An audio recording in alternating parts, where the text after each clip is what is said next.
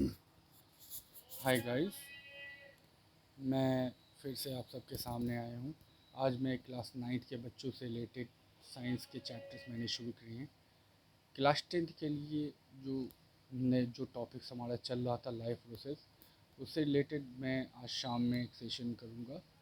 आज मैंने class ninth के बच्चों के लिए सेशन शुरू किया है मोशन। अगर हम मोशन की बात करें, फर्स्ट चैप्टर फिज़िक्स का मैंने क्लास नाइन्थ का मोशन शुरू किया। अगर हम मोशन की बात करें, मोशन होता क्या है?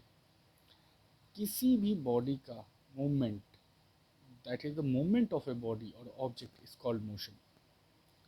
कोई भी ऑब्जेक्ट हो या बॉडी हो, और उसके अंदर मूवमेंट है, तो हम उसको मोशन कह सकते हैं। बेसिकली अगर हम बात करें, एक common characteristics of all the moving body is that they change their position with time. यानी जितने भी आप ये समझ लो, कोई भी ऑब्जेक्ट है, वो अगर अपना पोजीशन चेंज कर रहा है, अगर हम बात करें कोई भी ऑब्जेक्ट है, वो अगर अपना पोजीशन चेंज कर रहा है विथ टाइम, ये ध्यान में रखिएगा। ये मतलब ये समझ लीजिए, एक ऑब्जेक्ट जाएगा, जैसे जैसे मूव करेगा तो उसका पोजीशन चेंज कर रहा है। पोजीशन चेंज के साथ साथ time there position with time, वो अपना पोजीशन चेंज करेगा टाइम के साथ साथ। ये ध्यान रखिएगा, ऑब्जेक्ट मूव कर रहा है, एक पॉइंट से दूसरे पॉइंट गया, जैसे जैसे टाइम बढ़ेगा, टाइम के साथ साथ उसका पोजीशन भी चेंज होगा। तो ये एक कैरेक्टरिस्टिक्स है मोशन का। ठीक है। मोशन में एक टर्म्स आता है रेफरेंस पॉइंट। रेफरेंस पॉइंट की अगर हम बात करें, अगर आप ट्रैवल कर रहे हो, सपोज करो आपने किसी एक ट्रैवल कर रहे हो, ट्रैवल के साथ साथ हम ये कह सकते हैं, जैसे लाइक आपने एक रेफरेंस पॉइंट, जैसे आपका घर एक रेफरेंस पॉइंट हो गया। आपके घर से रेलवे स्टेशन या एयरपोर्ट, ठीक है, तो आपका घर रेफरेंस पॉइंट। तो आपके घर से आपका एयरपोर्ट कितनी दूरी पे है, कितना डिस्टेंस है, तो वो एक रेफरेंस पॉइंट कहलाता है। A body set to be in motion, a body is set to be in motion और moving when its position changes continuously with respect to the stationary object taken as reference point। अब आप क्या है, आप तो move कर रहे हो, और आपने अपने घर, आपका घर क्या होगा, रेफरेंस पॉइंट। आपने जैसे बाइक से या कार से या साइकिल से जैसे शुरू की, तो आपका घर हो गया रेफरेंस पॉइंट। रेफरेंस पॉइंट के कंपेरिजन में कंटिन्यूसली जब आप चलना शुरू करते हो, तो आपका पोजीशन चेंज होता रहता है। आप देखोगे आपके घर के कंपेरिजन से, आप देखोगे कि आप रेलवे स्टेशन कितने टाइम में पहुंच रहे हो। ठीक है। When a body set to be in motion और moving, when its position changes, यानी कंटिन्यूसली रेफरेंस पॉइंट के, आपका घर जो है, जो रेफरेंस पॉइंट है, उस रेफरेंस पॉइंट के कंपेरिजन में आपका पोजीशन क्या हो जाएगा, कंटिन्यूसली चेंज हो जाएगा। ठीक है। तो जो स्टेशनरी ऑब्जेक्ट है, आपका जो घर है, वो आप उस स्टेशनरी ऑब्जेक्ट को आपने अपना रेफरेंस पॉइंट माना। ठीक है। जैसे example, when the car when the position of a car, जैसे कार चलती रहती है, जब आप रोड पे या हाईवे पे जाते हो, कोई भी ट्री देखते हो, ट्री तो रुका हुआ है, ट्री को आप रेफरेंस पॉइंट मान लो।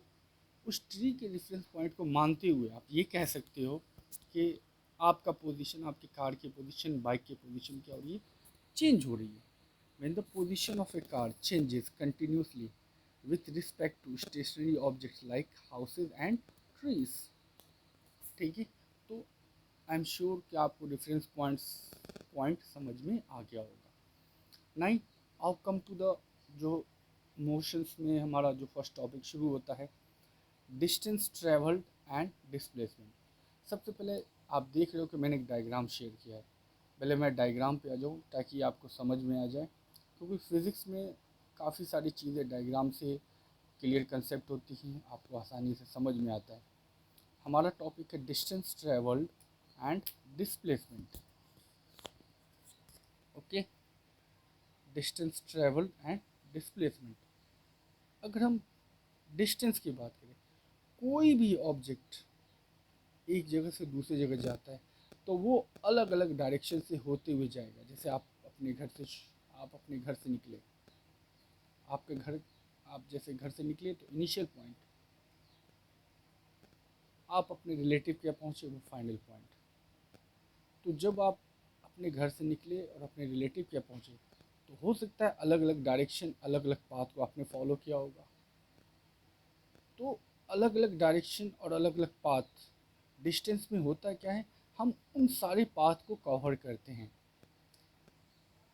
The actual length of the path covered by a moving body irrespective of the direction, हम उसमें डायरेक्शन की बात नहीं करते। डिस्टेंस में हमेशा याद रखिएगा the total path covered by the object, the total path covered by the moving object.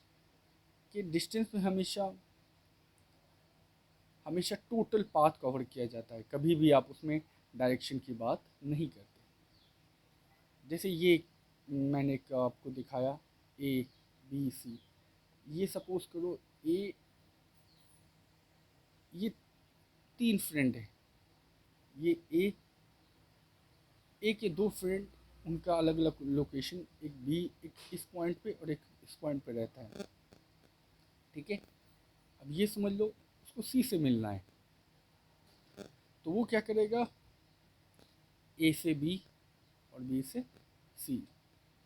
एक तो इस तरीके से आ सकता है, दूसरा इस तरीके से भी आ सकता है। हम डिस्टेंस की बात कर रहे हैं, तो उसको अपने फ्रेंड सी से मिलना है, तो उसने ए से बी फिर बी से सी, तो डिस्टेंस ट्रेवल क्या हो जाएगा, A B plus B C, यानी 8 किलोमीटर उसने ट्रैवल किया। यहाँ पे हमने डायरेक्शन की बात नहीं की कि उसने कौन कौन सा डायरेक्शन ट्रैवल किया, क्योंकि डिस्टेंस में हमेशा आप हमेशा याद रखिएगा actual total path covered by the object irrespective of the direction, ठीक है। हमेशा आप याद रखिएगा डिस्टेंस में कभी भी आप डायरेक्शन की बात नहीं करते, उसमें हम आप हमेशा मैग्नीट्यूड की बात करोगे, ठीक है।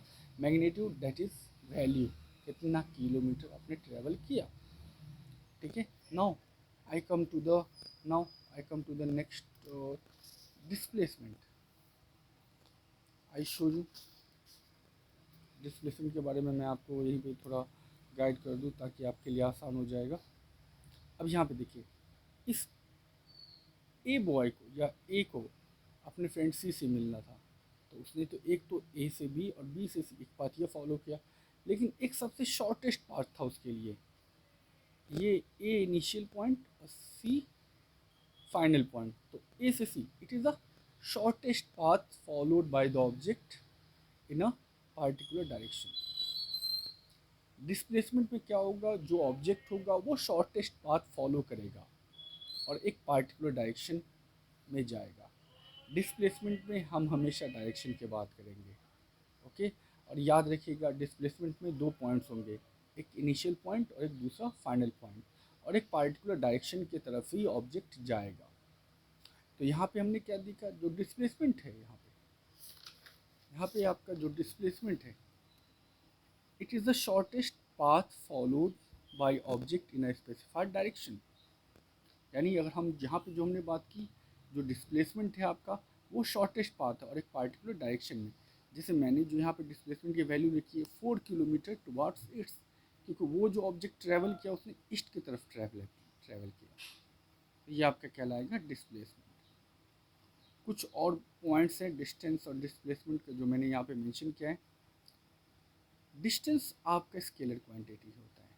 अब मैं थोड़ा सा स्केलर और एक और यहाँ पे टर्म्स आने वाला वेक्टर, इन दो के बारे में बता दूँ। दो टर्म्स हैं स्केलर और वेक्टर, ये एक ऐसा यूनिट्स है फिजिक्स में जो ज़्यादातर यूटिलाइज किया जाता है। वेक्टर में दो चीज़ें होंगी, मैग्नीट्यूड भी होगा और डायरेक्शन भी होगा। जब हम वेक्टर की बात करते हैं, एक वेक्टर क्वांटिटी की जो हम बात करते हैं, तो उसमें दो तरह के, यानी अगर आप अ, जैसे डिस्टेंस है, एनर्जी है, फोर्स है, जब भी आप बात करोगे कुछ कुछ चीज़ें हैं, तो जैसे फोर्स है, हम फोर्स जब लगाते हैं किसी पार्टिकुलर डायरेक्शन में लगाते हैं, तो फोर्स हमारा वेक्टर क्वांटिटी हो जाएगा। तो फोर्स के अंदर वैल्यू भी है, यानी मैग्नीट्यूड भी है और एक पार्टिकुलर डायरेक्शन भी है, ओके। तो ये हो गया। दूसरा आता है स्केलर, स्केलर जिसमें सिर्फ मैग्नीट्यूड होगा, डायरेक्शन नहीं होगा। जैसे जैसे हमारा आपका डिस्टेंस हो गया, डिस्टेंस आपका स्केलर क्वांटिटी हो गया, ठीक है। दूसरा एनर्जी हो गया।